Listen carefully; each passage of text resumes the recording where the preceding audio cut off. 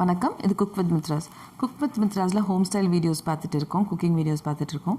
இன்றைக்கி நம்ம வந்து அனுவோட ரெசிபி பார்க்க போகிறோம். அனு வந்து நம்மளுக்கு ஒரு ரெசிபி அனுப்பிச்சிருக்காங்க, வெஜிடபிள் ஃப்ரைட் மோமோஸ் ரெசிபி அனுப்பிச்சிருக்காங்க.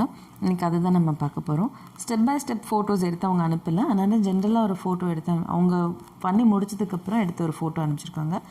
பட் இன்க்ரீடியன்ஸ் என்னென்ன வேணுங்கிறத நம்ம ஃபஸ்ட்டு பார்த்துடலாம். மைதா, உப்பு கண்டிப்பாக வேணும். மைதா மாவு வந்து எடுத்து சப்பாத்தி மாவு பிணையிற மாதிரி பிணைஞ்சு தனியாக எடுத்து வச்சுக்கோங்க. அதுக்கப்புறம் ஸ்டஃபிங்ஸ்க்கு என்னென்ன வேணும்னா carrot, cabbage, ginger, garlic, capsicum, onion, paneer வந்து ஆப்ஷனல், பன்னீர் வேணுன்னா போடலாம், வேண்டாட்டி உங்களோட இஷ்டம் இது. அண்ட் அதுக்கு வந்து சோயா சாஸும் சால்ட் அண்ட் பெப்பர் வேணும். ஸோ இதுதான் வேணும். இந்த மைதா மாவை தனியாக எடுத்து பிணைஞ்சு வச்சுட்டிங்க சப்பாத்தி மாதிரி. அடுத்தது இந்த carrot, cabbage, ginger, garlic, capsicum, onion இது எல்லாத்தையுமே நல்லா ஃபைனாக துருவிட்டு ஒரு கடாயில் கொஞ்சமாக எண்ணெய் ஊற்றி இது எல்லாத்தையும் மொத்தமாக உள்ளே போட்டு நல்லா வதக்குங்க. கொஞ்சம் உப்பு போட்டு நல்லா வதங்கினதுக்கப்புறமேலு கடைசியாக இறக்கும் போது சோயா சாஸ் அண்ட் பெப்பர் போட்டு இறக்கிடுங்க.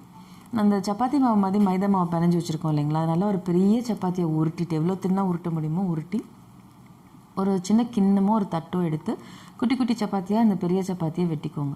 ரவுண்டாக வெட்டிட்டு அந்த ஒரு குட்டி சப்பாத்திக்குள்ளே ஒரு ஸ்பூன் ஆஃப் இந்த ஃபில்லிங்ஸ் வதக்கி வச்சுருக்கோம் இல்லைங்களா, சோயா சாஸ் போட்டு அதை வந்து அதுக்குள்ளே வச்சு ஒரு சுருக்கு பை எப்படி நம்ம சுருக்கி முடிப்போம் அந்த மாதிரி முடிச்சிருங்க. அந்த கொலக்கட்டை மாதிரி வேண்டாம், சுருக்கு பை மாதிரி முடிச்சிருங்க.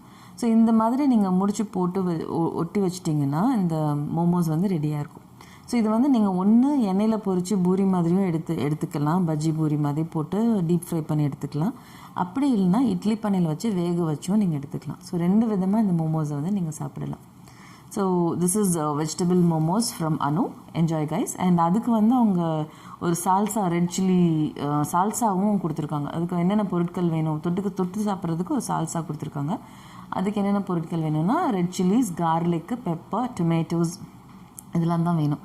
ஸோ நல்லா அந்த சில்லிஸை வந்து ஒரு 4-5 எடுத்து நல்லா வெட்ட சொல்லியிருக்காங்க. அண்ட் தக்காளியை வந்து கொதிக்க வச்சு தனியாக தோல் உரித்து எடுத்து வச்சுக்க சொல்லியிருக்காங்க.